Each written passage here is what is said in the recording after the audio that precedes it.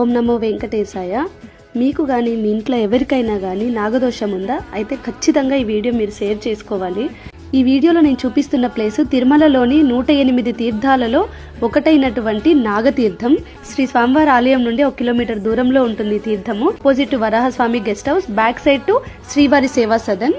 పచ్చని అడవి మధ్యలో ఉండే ఈ తీర్థంలో నాగదేవతలు దర్శనమిస్తారు. ఈ తీర్థంలో స్నానం ఆచరించిన, అట్లీస్ట్ ఆ తీర్థంలోని నీళ్లు మన తల మీద చల్లుకున్న నాగదోషం తొలగిపోతుందని భక్తులు నమ్ముతారు.